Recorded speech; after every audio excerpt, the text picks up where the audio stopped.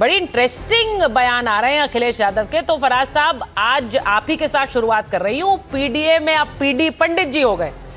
अब कितनी बार अखिलेश जी पीडीए की परिभाषा बदलेंगे फराज साहब?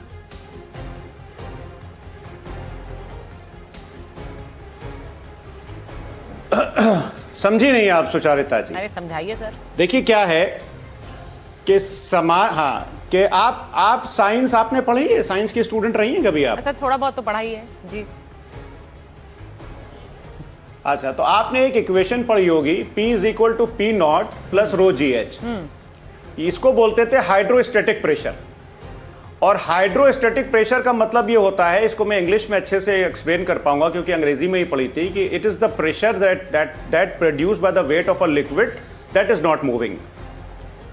अब एक P = P0 हमारे साथ पिछड़ा भी है और हमारे साथ पंडित भी है। क्या बात। और जब ये दोनों मिलते हैं तो हाइड्रोस्टैटिक प्रेशर बनता है। और इस हाइड्रोस्टैटिक प्रेशर से भारतीय जनता पार्टी प्रेशर में आ गई है और अच्छों को प्रेशर में डाल दिया है सुचारिता जी, इस हाइड्रोस्टैटिक प्रेशर ने। सर अब आप एक बात समझिए। सर, ये P = P0 क्या वोटर को जाकर समझाएंगे क्या? ये जरा बता दीजिए। ये थोड़ा सा मुझे नहीं पता मेरे मेहमान कितना समझ पाए हैं, अब ये वोटर समझेगा? देखिए, वोटर तो ऑलरेडी समझ रहा है।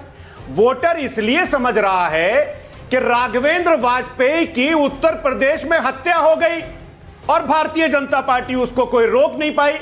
वो भी हमारे पीडीए परिवार का था, वो पंडित था और पीड़ित है उसका परिवार।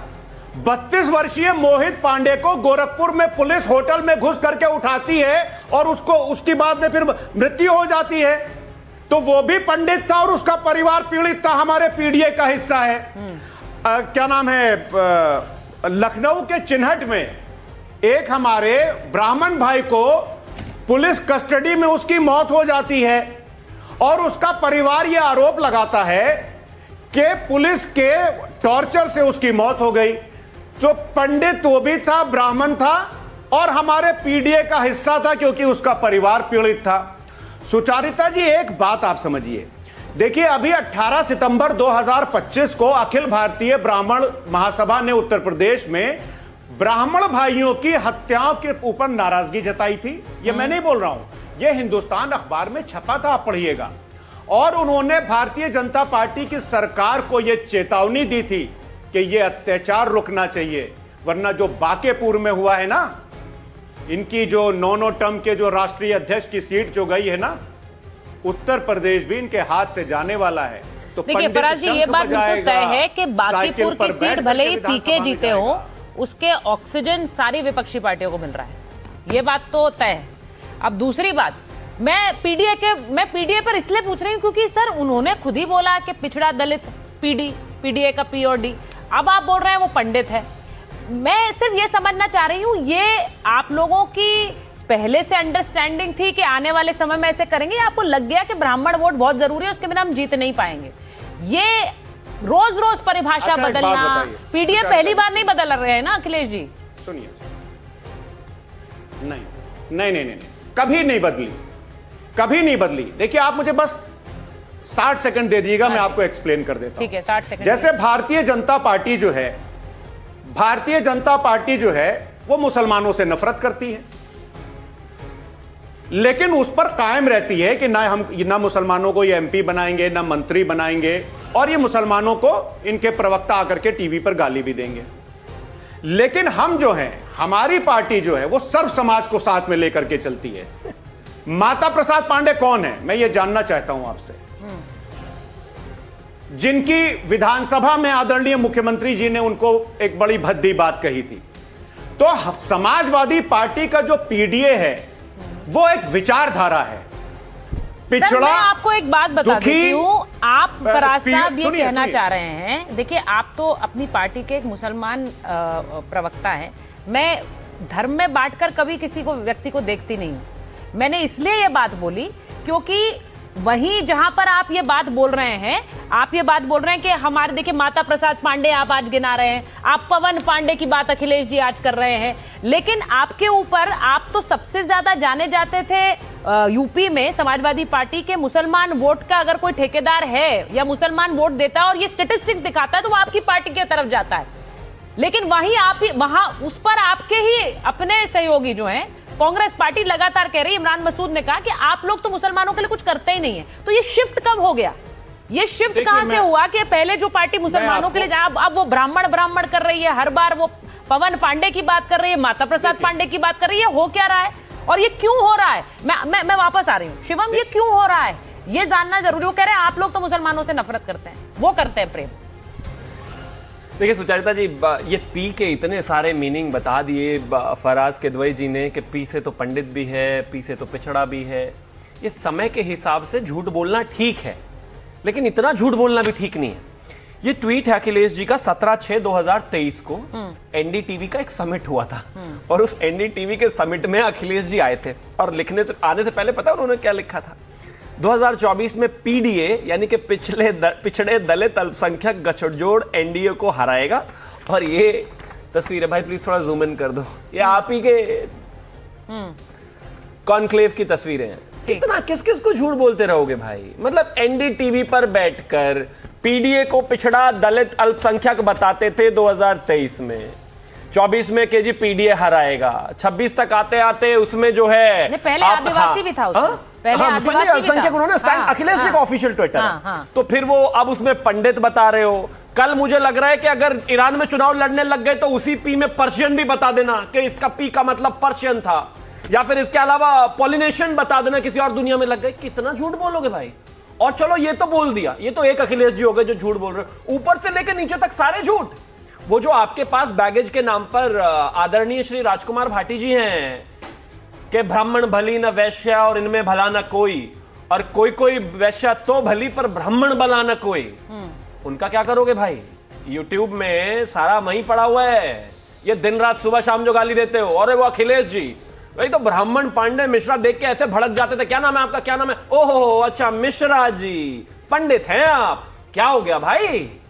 क्या भरोसा नहीं रहा कि उधर जीत मिल रही है, या उधर वाले पी में विश्वास उठ गया, या मुसलमानों से खाली काम नहीं चल रहा, या खिचड़ी बनाने की कोशिश हो रही है कि जिसको भी लपेट सको इस पी में उसी को लपेट लो। पंडित जी के ये भी हमारे साथ, पर्शियन यू के ये भी हमारे साथ, ऐसे नहीं होता। कुल मिलाकर मामला ये है कि स्थितियां खराब हैं और पूरा 4.25 साल गाली देने के बाद 6 महीने पहले इनको याद आया है, 3 महीने पहले, कि इस देश में, हिंदुस्तान में और उत्तर प्रदेश में पंडित भी रहते हैं, वरना गाली ही दी आपने आज तक, और नेता से प्रवक्ता तक हर जगह गाली दी। अब मैं किसी के साथ ही नहीं, आप किसी जात के भी। देखिए मैं ये कहूंगी, ये इंटेंशनल नहीं है, लेकिन आज के शो पर हैं भी उपाध्याय जी और त्रिपाठी जी। अब मैं उनसे पूछूंगी, ये इंटेंशनल था नहीं, लेकिन अब मैं दोनों से पूछूंगी, आपके लिए तो वैकेंसी है भाई। अखिलेश यादव जी खुलकर कह रहे हैं पहला टिकट पवन पांडे जी को दे दिया। त्रिपाठी जी मैं आपके पास आऊं, अगली रैली में और टिकट अनाउंस हो जाएगा। उन्होंने पहला भाई बोला अयोध्या से पवन पांडे जीत रहे हैं। अब क्या ये उम्मीद आप कर रहे थे अखिलेश यादव से? ये टर्न अराउंड हुआ क्यों है हर्षवर्धन जी? क्या अखिलेश जी को लग रहा है कि अभी थोड़ा गैप है उस जीत तक, और वो भरने के लिए हमें अपर कास्ट वोट चाहिए, हमें ब्राह्मण वोट चाहिए? देखिए सुचेता जी, सबसे पहले तो ये कि लोकतंत्र में ये अच्छा है कि जिनको आप गाली भी दें उनको साथ लेने की कोशिश करें। तो अभी कोई छिपी बात तो है नहीं कि समाजवादी पार्टी के प्रवक्ताओं ने, नेताओं ने ब्राह्मणों को बल भर गरियाया है, और ऐसा गरियाया है ना कि वो मतलब ऐसे तो किसी पार्टी के नेता प्रवक्ता ने किसी जाति को गरियाया ही नहीं था। एक समय में वो मायावती जी ने किया था कि तिलक तराजू और तलवार इनको मारो जूते चार, ये सब होता था। एक समय में लालू जी की पार्टी ऐसे ही उत्साही हुआ करती थी, वो कुछ जातियों के लिए कहा। लेकिन ऐसे जो कहा गया, जो समाजवादी पार्टी के नेता प्रवक्ता ने कहा, मैंने तो नहीं सुना है। फिर भी अगर मतलब ब्राह्मण समाजवादी पार्टी के पीढ़ी से अपने को पंडित मान ले तो मैं तो चमत्कारी मानूंगा, क्योंकि उतना विद्वान मैं हूं नहीं। मैं मतलब पत्रकार हूं, राजनीतिक तौर पर उतनी समझ नेताओं को ज्यादा होती है। और अच्छा, अपने को तो चुनाव भी नहीं लड़ना है कि अखिलेश जी कहे तो हम खुश हो जाए कि हमको टिकट मिल जाएगा, तो अपने को तो उससे भी लेना देना। मैंने पंडित का पीटी तो सुना था, मतलब पंडित का शॉर्ट मैंने पीटी तो सुना था, ये पीडी आज नया आया। और होता क्या है ना कि कई बार कहते हैं कि जिस विषय की जानकारी ना हो उस पर अगर आपको भाषण देने को बुला दिया जाए तो सबसे अच्छा तरीका क्या है? कि भाई जाइए, सबका धन्यवाद करिए आयोजकों का, और 1-2 लाइन ऐसे ही बोल के बैठ जाइए। लंबा भाषण देने पे आप फंस जाते हैं जिस विषय की जानकारी ना हो। इसीलिए जब अखिलेश यादव कहते हैं कि विकास दुबे का वो सैटेलाइट से हम फोटो निकालेंगे कहां एनकाउंटर हुआ था, अब उसका भी वो भूल गए। विकास दुबे अपराधी था भाई, ब्राह्मण नहीं था। ब्राह्मण अपराधियों को उस तरह से नहीं देखता है। और विकास दुबे ने जिसको गोली मारी थी वो सीओ मिश्रा था, वो भी ब्राह्मण था जिसकी बेटी रो रही थी उस वक्त। तो एक तो आप ब्राह्मणों को गाली दीजिएगा, दूसरा आप अपराधी ब्राह्मण से ब्राह्मण की पहचान कराइएगा। और फराज भाई तो मतलब आमतौर पर मैं कहता हूं कि बड़े सलीके से सब समझाने का प्रयास करते हैं। फराज भाई माफ कीजिएगा, सुचेरता से भी मैं कम पढ़ा लिखा हूं आज जो आप समीकरण समझाए। वैसे तो मैं डबल मास्टर्स हूं मतलब, लेकिन मैं बहुत कम पढ़ा लिखा हूं। आज जो आपने समझा दिया ना, आप साइंस फॉर्मूले की बात कर रहे हैं। पूरे प्रदेश में अगर आप समझा पाते ना तो इतना सुंदर हो जाता। क्या आप बताए थे, हम तो भूल भी गए। इतना अच्छा, इतना ज्ञान भी नहीं आपके जितना। जो आप फॉर्मूला बताए पता नहीं कौन सा था वो समझ में नहीं आया, लेकिन गजब समझाया। सर मैंने इसीलिए कह दिया थोड़ा बहुत पढ़े, पता चला फराज जी यहीं पर साइंस की क्लास लगा देते। अरे नहीं, हम तो उतना पढ़े नहीं है। हमारा तो देखिए विज्ञान हमारा 12वीं तक था, उसके बाद तो हम अर्थशास्त्र के विद्यार्थी हो गए। लेकिन इस तरह से किसी राजनीतिक समीकरण को समझाने का कौशल जो भाई फराज किदवई जी ने दिखाया है, इसके लिए मतलब इनकी क्या कहें, हम परिक्रमा करेंगे जिस दिन ये मिलेंगे, और क्या कहें। नहीं देखिए इंटरेस्टिंग बहुत है, क्योंकि अभी मैं फराज जी आ रही हूँ, एक बार अजय जी के पास जाऊंगी ना। अजय जी के पास एक बार सर मैं वापस आ रही हूँ ना, एक बार अजय जी के पास ले लूँ शुरुआती कमेंट, उसके बाद फराज जी आपके पास आ रही हूँ। हाँ बिल्कुल, आप उसके बाद दीजिएगा। अजय जी बताइए, अब ये जो पीडीए वाली राजनीति हो रही है, मैं अभी बताऊं कि थोड़ी देर पहले आप ही के सांसद इमरान मसूद से मैं बात कर रही थी, उनके साथ एक साक्षात्कार कर रही थी, तो वो बार बार जब कांग्रेस पार्टी की तरफ से बोलते हैं तो वो सीधे अखिलेश यादव को इसी के लिए हिट करते हैं, टारगेट करते हैं कि ये ऐसे नेता हैं जो चढ़ावा चोरी पर इतना बढ़ चढ़ कर बोल रहे हैं, अब तो ब्राह्मण पर बोल रहे हैं। लेकिन अब देखिए मुसलमानों की क्या हालत कर दी है इनके राज्य में, इन्होंने क्या मुसलमानों के साथ ये किस तरह का बर्ताव करते हैं, वो कई बार उन्होंने ये बयान दिया।